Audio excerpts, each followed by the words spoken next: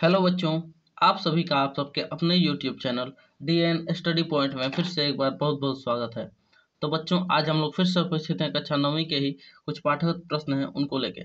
तो ये हमारा रासायनिक चल रहा है, रासायनिक समीकरण और उसके कुछ प्रश्न हैं। ये हमारे अणु एवं परमाणु नाम के अध्याय के जो कि तीसरा अध्याय है, उसी पाठ के सारे प्रश्न हैं। तो आज का हमारा प्रश्न है कि रासायनिक सूत्र का तात्पर्य क्या है। यानी कि आप जो रासायनिक सूत्र पढ़ते हैं, रासायनिक सूत्र लिखते हैं, उसका मतलब क्या है, अर्थ क्या है, या एक सेंस में कह लें कि परिभाषा क्या होता है रासायनिक सूत्र का। तो वो आज हम लोग समझेंगे कि परिभाषा क्या होता है और क्या मतलब होता है परिभाषा का। तो लिखा है साफ साफ इधर कि किसी यौगिक का रासायनिक सूत्र उसके संघटक का प्रतीकात्मक निरूपण होता है अथवा किसी यौगिक में उपस्थित सभी तत्वों की परमाणु संख्या के प्रतीकात्मक निरूपण को रासायनिक सूत्र कहते हैं। मैं पता है मुझे कि आप लोगों को समझ नहीं आया होगा, तो फिर से एक बार बताने का प्रयास करते हैं और इस बार एग्जाम्पल के साथ समझेंगे तो पूरा समझ में आ जाएगा। जैसे मान लीजिए क्या है, ये आपका हाइड्रोजन है, ठीक है, ये हाइड्रोजन है और ये आपका ऑक्सीजन है। दोनों संयोग करते हैं और बनाते हैं क्या, ये जल का अणु बन गया। समझ में आया, इसमें तो कोई दिक्कत नहीं होनी चाहिए। फिर देखिए, अब ये क्या कह रहा है कि किसी यौगिक का, ये आपका जल है और जल क्या है, एक यौगिक, यानी कि इस यौगिक का, किसी यौगिक का रासायनिक सूत्र, ये आपका रासायनिक सूत्र है। समझ में आ रहा है? हाँ, तो किसी यौगिक का रासायनिक सूत्र उसके संघटक का प्रतीकात्मक निरूपण होता है। जैसे ये संगठक है, इन्हीं दोनों के तो मिलने से ये बना है जल। ये जल जो यौगिक है, ऑक्सीजन और हाइड्रोजन के ही तो मिलने से बना है। तो इसी कारण ये कहा जा रहा है कि ये दोनों इसके संगठक हैं, तो उसके संगठक का प्रतीकात्मक निरूपण होता है, यानी कि प्रतीक के रूप में निरूपण कहते हैं। जैसे हम लोग पढ़ते हैं को, खो और गो, ये क ख ग घ पढ़ते हैं हम लोग। तो ये को क्या है, हम लोग जो को उच्चारण करते हैं उसी का प्रतीक है, चिन्ह है, ये चिन्ह है जिसको हम लोग लिखते हैं ताकि हम देख के इसको पहचान सके, चिन्ह लगा सके या चयन कर सके कि ये क्या लिखा है और इसको देख के पढ़ सकें। तो हम लोग जो उच्चारण करते हैं को, तो जो हमारा उच्चारण हो रहा है को, उसी को का ये प्रतीक है, चिन्ह है। ठीक उसी प्रकार ये हाइड्रोजन का प्रतीक चिन्ह है और ये ऑक्सीजन का प्रतीक चिन्ह है। प्रतीक चिन्ह मतलब एक ही चीज है, या तो प्रतीक कहिए नहीं तो चिन्ह कहिए, ठीक है। तो किसी यौगिक का रासायनिक सूत्र, ये रासायनिक सूत्र उसके संगठक यानी कि उन जिन चीजों से वो मिलकर बना है, जिन तत्वों से मिलकर बना है, प्रतीकात्मक निरूपण होता है, यानी कि उनका प्रतीक प्रदर्शित करता है। अथवा किसी यौगिक में उपस्थित सभी तत्वों की, ठीक है, किसी यौगिक में उपस्थित सभी तत्वों की, अथवा करके बता रहा है कि ये यौगिक है, उसमें उपस्थित सभी तत्व, कौन कौन से तत्व हैं, हाइड्रोजन और ऑक्सीजन, इन सभी तत्वों की परमाणु संख्या के, क्या, परमाणु संख्या के कितने परमाणु हैं, यहाँ पे 2 हाइड्रोजन का परमाणु है, यहाँ पे 1 ऑक्सीजन का परमाणु है। यहाँ पे भी साफ साफ दिख रहा है कि 2 हाइड्रोजन का परमाणु और 1 ऑक्सीजन का परमाणु जब संयोग किया है तो जल बना है।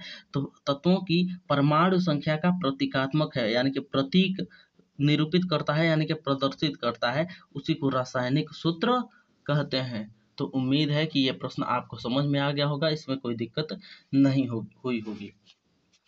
आज का हमारा दूसरा प्रश्न क्या है कि निम्न में कितने परमाणु विद्यमान है। यहाँ पे 2 प्रश्न दिए गए हैं, एक है H2S अणु और दूसरा है PO4 3- आयन।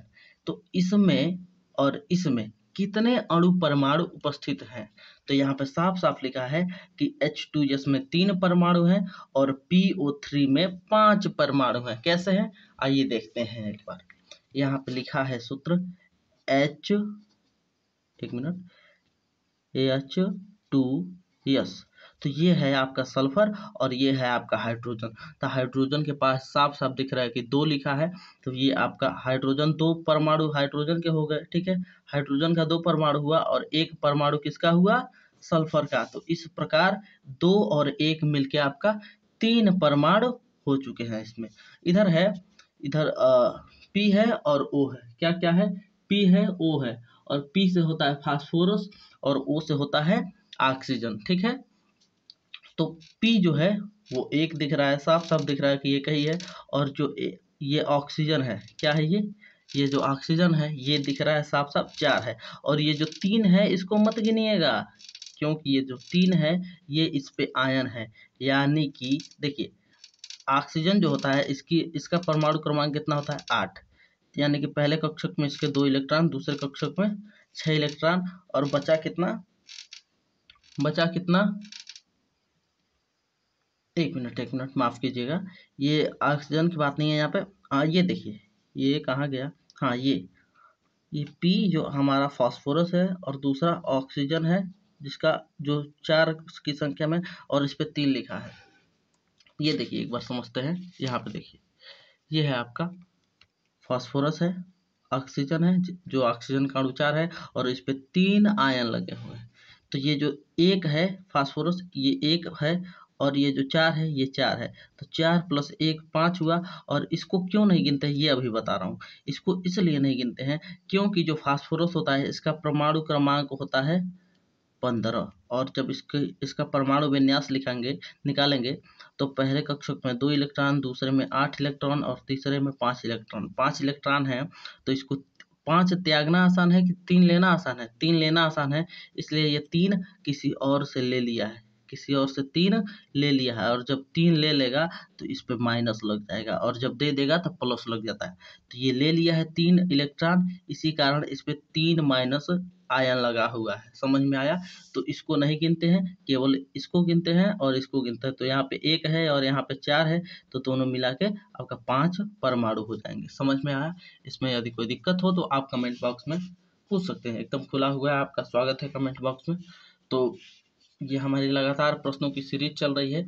यदि आप चाहें तो हमारे चैनल को सब्सक्राइब कर सकते हैं, वीडियो अच्छा लगा हो तो लाइक कर सकते हैं, और हम लगातार ऐसे ही प्रश्नों की सीरीज लाते रहेंगे, और पूरा प्रयास करेंगे कि इसी महीने के अंदर जितना कुछ भी है हमारा, जैसे कक्षा 9th का जितना कुछ भी है सिलेबस, उन सभी, चाहे केमिस्ट्री हो, चाहे फिजिक्स हो, चाहे बायोलॉजी हो, इन तीनों विषयों में जितना भी पाठगत प्रश्न हैं उन सभी को हम अपने इस चैनल पे उपलब्ध करा दें। ठीक है, तो आप सभी का एकदम स्वागत है। चैनल को सब्सक्राइब कीजिए और पूरा सपोर्ट कीजिए। मिलते हैं ऐसे ही किसी वीडियो में, तब तक के लिए धन्यवाद। जय हिंद।